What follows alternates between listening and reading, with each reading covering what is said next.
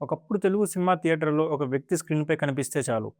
Hero ఎంట్రీకి వచ్చినన్ని చప్పట్లు, ఆయన కామెడీకి కూడా వచ్చేవి. ఆయన డైలాగ్ చెప్పకముందే ఆయన మొహం కనిపిస్తే చాలు ప్రేక్షకులు నవ్వడం మొదలుపెట్టేవారు. కానీ కాలం అనే దర్శకుడు ప్రతి జీవితానికి ఒక ఊహించని ట్విస్ట్ రాస్తాడు. వేల మందిని నవ్వించిన ఆ మనిషి చివరికి నిశ్శబ్దంతో పోరాడాల్సొచ్చింది. ఒక చిన్న పట్టణం నుంచి వచ్చిన ఆ వ్యక్తి తెలుగు సినిమా చరిత్రలో 400 పైగా సినిమాల్లో ఎలా తనకంటూ ఒక ప్రత్యేక స్థానాన్ని సంపాదించాడు. ఆ ప్రయాణం ఇప్పుడు తెలుసుకుందాం. హాయ్ అండి, వెల్కమ్ టు ఎన్‌జీ క్రియేషన్స్. ఆ వ్యక్తి మరెవరో కాదు. ఆయన కామెడీ టైమింగ్‌తో తెలుగు ప్రేక్షకుల హృదయాల్లో చిరునవ్వుగా నిలిచిపోయిన హాస్య నటుడు వేణుమాధవ్ గారు. ఇది ఆయన జీవిత ప్రయాణం. స్వేచ్ఛను హరించడానికి నువ్వెవరు? ఈ కాలేజీ నువ్వు కట్టావా? గోడలు పెట్టావా? బెంచీలు చెక్కావా? కుర్చీలు సర్దావా? ఈడు పెరిగి రక్తంలో వేడి పెరిగి కళ్ళల్లో వాడితో కళ్ళం పట్టి కథం తొక్కి ఒక్కొక్క యువకుడు గుండె మర ప్రంగుల్లా పేలుతుంది. స్వేచ్ఛను హరించే నీలాంటి దుష్ట శక్తుల్ని దహిస్తుంది. అప్పటి వరకు ఈ ఉచ్ఛ్వాస నిశ్వాసాలే రక్తపు డేరులే నిరసన హోరులే. 1968 డిసెంబర్ 30న అప్పటి నల్గొండ జిల్లా నేడు సూర్యాపేట జిల్లా పరిధిలోని కోదారి పట్టణంలో వేణుమాధవ్ గారు జన్మించారు. చిన్నప్పటి నుంచే ఆయనలో ఒక ప్రత్యేకమైన వరం ఉండేది. అది మిమిక్రీ. ఎవరు ఎలా మాట్లాడినా వారి గొంతును అచ్చం అలాగే అనుకరించేవారు. అందుకే స్కూల్లో అయినా కాలేజీలో అయినా ఏ కార్యక్రమం జరిగినా అందరి చూపు వేణుమాధవ్ పై ఉండేది. ఒక్కసారి ఆలోచించండి, చాలా మందికి టాలెంట్ ఉంటుంది, కానీ ఆ టాలెంట్ని ప్రపంచానికి చూపించే ధైర్యం కొంతమందికే ఉంటుంది.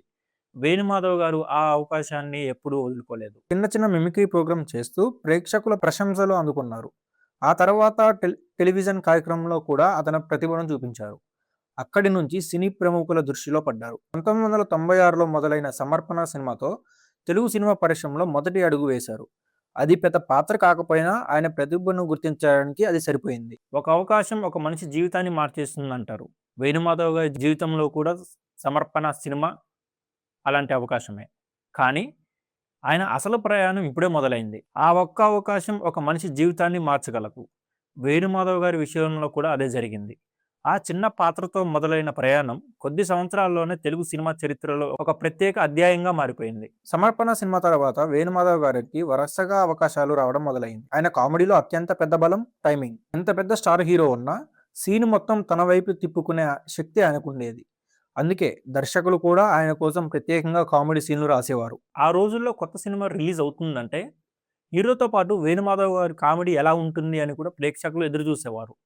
అదే ఒక కళాకారులు సంపాదించుకున్న నిజమైన గుర్తింపు. ఆయన నటించిన సినిమాల్లో Tagore, Athadu, Chatrapathi, Brindavanam, Lakshmi, Ready, Dubai Seenu, King, Dil, Aadi, Simhadri ఇలా వందల సినిమాల్లో తనదైన కామెడీతో ప్రేక్షకులను కడుపుబ్బ నవ్వించారు. దాదాపు 400కు పైగా సినిమాల్లో నటించి తెలుగు సినిమా చరిత్రలో అత్యంత బిజీ కమెడియన్లో ఒకరిగా నిలిచారు. వేణుమాధవ్ గారి గురించి ఒక ప్రత్యేక విషయం చెప్పుకోవాలి. ఆయన కామెడీ కోసం ఎప్పుడూ పెద్ద పెద్ద డైలాగులపై ఆధారపడలేదు. ఒక చూపు, ఒక చిన్న ఎక్స్ప్రెషన్, ఒక వాయిస్ మాడ్యులేషన్ చాలు ప్రేక్షకుల నవ్వులతో మునిగిపోయేవారు. అదే ఆయన అసలైన మ్యాజిక్. సినిమాల్లోకి రాకముందే వేణుమాధవ్ గారు అద్భుతమైన మిమిక్రీ ఆర్టిస్ట్. అందుకే ఎవరైనా అనుకరించాల్సిన సీన్ వచ్చినా ఆయన చాలా సహజంగా చేసేవారు. ఆయన కామెడీ చిన్నపిల్లల నుంచి పెద్దవాళ్ళ వరకు అందరికీ నచ్చేది. అందుకే 2000 నుంచి 2010 వరకు వేణుమాధవ్ లేని పెద్ద సినిమా చాలా అరుదుగా కనిపించేవి. కానీ ప్రతి విజయానికి ఒక పరీక్ష ఉంటుంది. వేణుమాధవ్ గారి జీవితంలో కూడా అలాంటి సమయం వచ్చింది. ఒకప్పుడు ప్రతి సినిమాలో కనిపించిన ఆయన ఎందుకు అకస్మాత్తుగా సినిమాల్లో దూరమయ్యారు? ఆ కథ చాలా మందికి తెలియదు. జీవితంలో అత్యంత కష్టమైన విషయం ఏంటో తెలుసా? ఒకప్పుడు ప్రతిరోజు వినిపించిన చప్పట్లు ఒకరోజు నెమ్మదిగా తగ్గిపోవడం. అదే పరిస్థితి వేణుమాధవ్ గారి జీవితంలో కూడా వచ్చింది. కొన్ని సంవత్సరాల తర్వాత వేణుమాధవ్ గారి ఆరోగ్యం క్షీణించడం ప్రారంభమైంది. ఆరోగ్య సమస్యల కారణంగా సినిమాలో కనిపించడం కూడా తగ్గిపోయింది. ఒకప్పుడు ఏడాదికి ఎన్నో సినిమాలు కనిపించిన ఆయన కొద్ది కొద్దిగా వెండి తెరకు దూరమయ్యారు. అయినా ప్రేక్షకులు మాత్రం ఆయనను మర్చిపోలేదు. ఎందుకంటే టెలివిజన్ లేదా సోషల్ మీడియాలో ఆయన కామెడీ సీన్ కనిపిస్తే ఈ రోజు కూడా ప్రేక్షకులు నవ్వుతూనే ఉంటారు. అదే ఒక నిజమైన కళాకారుడి గొప్పతనం. ఆయన మన మధ్య ఉండకపోయినా ఆయన కళ మనతోనే ఉంటుంది. 2019 నవంబర్ 25న హైదరాబాద్లో వేణుమాధవ్ గారు చివరి శ్వాస విడిచారు. ఆయన మరణ వార్త తెలుగు సినిమా పరిశ్రమను మరియు లక్షలాది అభిమానులను తీవ్ర విషాదంలోకి నెట్టేసి ఒక కమెడియన్ కాదు, తమ బాల్యంలోని అనేక నవ్వులను కోల్పోయారు.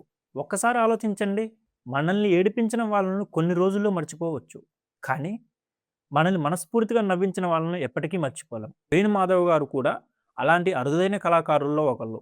ఆయన వెళ్ళిపోయారు, కానీ సృష్టించిన నవ్వులు ఎప్పటికీ చనిపోవు. ప్రతిసారి ఆయన కామెడీ సీన్ చూస్తుంటే తెలియకుండానే చిరునవ్వు వస్తుంది. అదే కళాకారు ప్రేక్షకుల గుండెల్లో శాశ్వతంగా జీవిస్తున్నాడని చెప్పే అత్యంత పెద్ద గుర్తింపు. మరి వేణుమాధవ్ గారు నటించిన కామెడీ సీన్స్‌లో మీకు ఇప్పటికీ ఏది గుర్తుందో కామెంట్స్‌లో చెప్పండి. ఈ వీడియో నచ్చినట్లయితే ఒక లైక్ చేయండి. ఇలాంటి మరిన్ని వీడియోస్ కోసం ఎన్‌సీ క్రియేషన్స్‌ని సబ్స్క్రైబ్ చేసుకోండి. మరొక వీడియోతో రేపు నేను మీ ముందుకొస్తాను. Thanks for watching this video.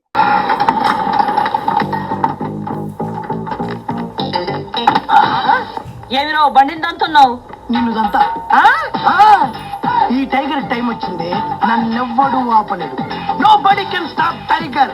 2 నిమిషాలు ఇక్కడే వెయిట్ చేయి, నీకు ఇవ్వాల్సిన డబ్బులే కాదు ఎక్స్ట్రా కూడా ఇస్తా. వడ్డీ అవసరం లేదు, నువ్వే ఉంచుకో. బక్షీస్ ఓకే షెక్కు.